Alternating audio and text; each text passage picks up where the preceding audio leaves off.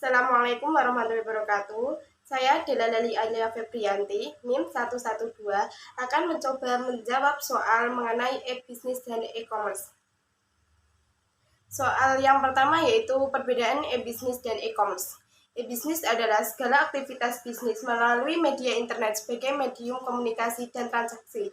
Sedangkan e-commerce adalah suatu kegiatan dengan tujuan mengambil keuntungan seperti penjualan, pembelian, pelayanan, informasi, dan perdagangan melalui perantara, yaitu melalui suatu jaringan komputer, terutama internet.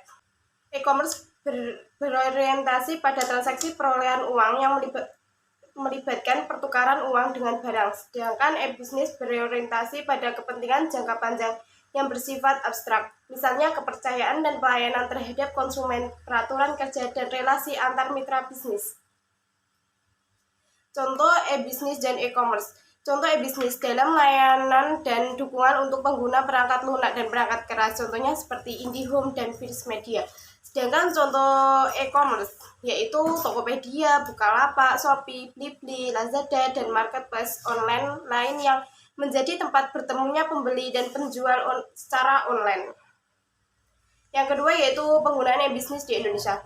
Salah satu contoh penggunaan e-bisnis di Indonesia adalah pada website yang menjual produknya secara langsung dengan menampilkan deskripsi dan harga yang sesuai, sehingga calon konsumen dapat melakukan transaksi langsung dari website tersebut. Kegiatan transaksi seperti ini sering terjadi di e-commerce pada versi smartphone online shop. Di sini ada kelebihan dan kekurangan e-commerce. Yang pertama yaitu meningkatkan transaksi antar wilayah. Salah satu kelebihan dari penggunaan e-commerce adalah bisa meningkatkan transaksi antar wilayah. Dengan kelebihan dan kekurangan e-bisnis model ini, proses jual beli yang dulu hanya bisa dilakukan untuk lingkungan dekat, kini dapat dilakukan secara lebih luas. Hal ini karena transaksi jual beli dilakukan secara online, sehingga tidak memiliki batasan waktu dan jarak. Yang kedua yaitu meningkatkan market expose. Transaksi jual beli melalui e-commerce ini bisa dilakukan dari mana saja tanpa adanya batasan wilayah. Secara tidak langsung, kelebihan dan kekurangan e-commerce menurut para ahli mampu meningkatkan exposure dari toko tersebut sehingga akan lebih dikenal oleh konsumen luas. Keuntungan yang ketiga yaitu tidak membutuhkan toko fisik. Berjualan di e-commerce tidak mengharuskan pemilik bisnis memiliki toko fisik. Hal tersebut karena semua transaksi dilakukan secara online, di mana penjual dan pembeli tidak perlu bertemu secara langsung. Anda hanya perlu mengupload foto produk yang dijual melalui platform e-commerce dan konsumen bisa melihat dan langsung membeli jika tertarik. Yang keempat yaitu bisa menjadi door presser. Selain menguntungkan pemilik bisnis, ada juga keuntungan atau kelebihan e-commerce bagi konsumen. Salah satunya adalah konsumen bisa menjadi door presser untuk produk e-commerce yang sedang laku. Selain bisa memberikan keuntungan bagi pemilik bisnis, konsumen juga bisa mendapatkan keuntungan dari sistem dropship seperti ini. Dan keuntungan yang terakhir yaitu pengelolaan usaha lebih mudah. Satu lagi kelebihan e-commerce adalah memudahkan dalam pengelolaan usaha. Anda tidak perlu pusing tentang bagaimana proses transaksi dan pengiriman barang, karena semua sudah disediakan oleh platform e-commerce. Selain itu, ada banyak pilihan pembayaran yang disediakan mulai dari transfer bank hingga menggunakan fasilitas uang elektronik. Kekurangan e-commerce. Yang pertama yaitu masalah keamanan. Salah satu kekurangan terbesar dari penggunaan apa itu e-commerce dan contohnya adalah berkaitan dengan masalah keamanan. Dalam transaksi melalui e-commerce masih sering terjadi penipuan dan transaksi palsu yang bisa merugikan konsumen.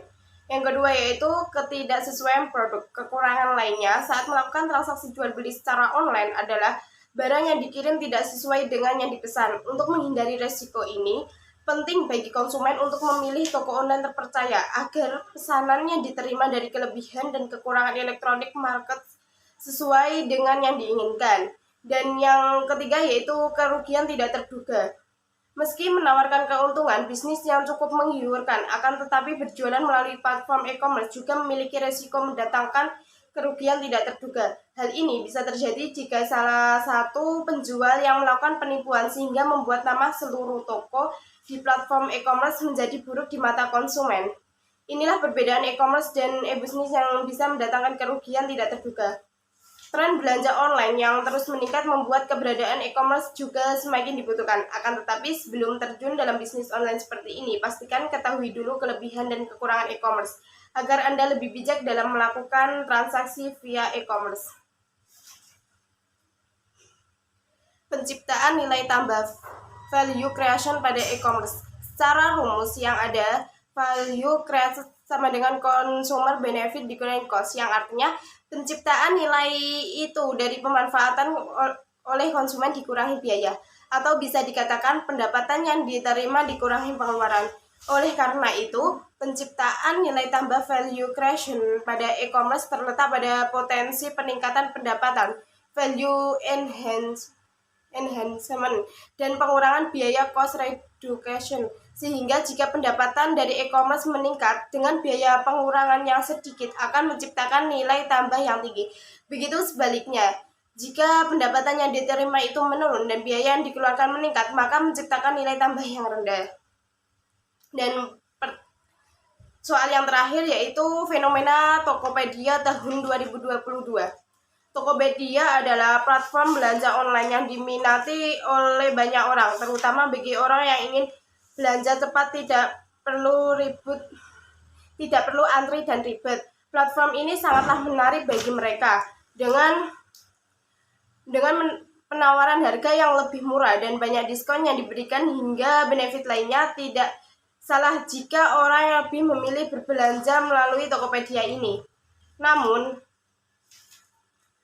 karena banyaknya benefit yang diberikan, pastinya akan ada kos atau biaya pengeluaran yang besar juga. Jika tidak seimbang dengan peningkatan pendapatan, maka platform tersebut akan mengalami kerugian. Itulah kendala atau masalah yang dihadapi platform Tokopedia ini. Sehingga mereka mengalami kerugian hingga mencapai 40,4 triliun. Sebaiknya dilakukannya pengawasan atau monitoring dan dalam platform tersebut agar tidak terjadinya kecerobohan dalam penciptaan nilai tambah. Sebelumnya, bisa dikalkulasi seberapa kuat kuota yang diberikan. Akibatnya, hal tersebut akan terpantau dan setidaknya mengurangi kerugian jika hal tersebut terjadi. Cukup sekian dari saya. Jika ada salah kata, saya mohon maaf yang besar-besarnya. Wassalamualaikum warahmatullahi wabarakatuh.